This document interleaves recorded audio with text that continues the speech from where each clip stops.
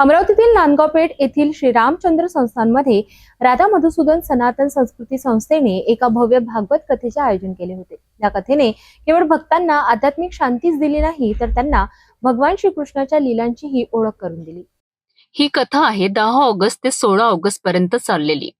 वृंदाहून आलेले भागवत प्रवक्ते श्रीमान जानकीनाथ दास महाराज यांनी आपल्या मधुर वाणीत भगवान श्रीकृष्णांच्या मनमोहक कथा सांगितल्यात। कथेदरम्यान भक्तांनी भगवान श्रीकृष्णाच्या जन्मापासून ते पुतणावध, कालिया मर्दन, गोपालन, माखन चोरी, गोवर्धन पूजा आणि कंसवध यांसारख्या लीलांचा आनंद घेतला। 16 ऑगस्ट रोजी गोपालकाल आणि महाप्रसादाच्या आयोजनाने कथेचा समारोप झाला, ज्यात गावातील अनेक भाविकांनी सहभाग घेतला। हा कार्यक्रम यशस्वी करण्याकरिता मंदिर ट्रस्टी प्राध्यापक अरविंद देशमुख, संतोष गहिवार, विजय महाराज पांढरेकर, अविनाश शिंदे, बाळा देशमुख, अनिल हिवे, प्रेम बैराडे, प्रमोद सपकाळ आणि चैतन वाटणकर यांच्यासह अनेक लोकांनी सहकार्य केलेत। या कार्यक्रमात मधुसूदन ग्रुपचे विशेष योगदान राहिलेत।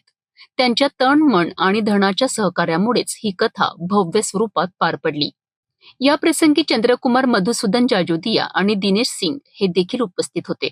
अशा प्रकारे अमरावतीतील राधा मधुसूदन सनातन संस्कृती संस्थेने आणखी एक यशस्वी धार्मिक कार्यक्रम आयोजित केला। ही कथा केवळ भक्ती आणि अध्यात्माचे प्रतीक नव्हती, तर तिने समाजात एकता आणि सद्भावनेचाही संदेश दिला आहे।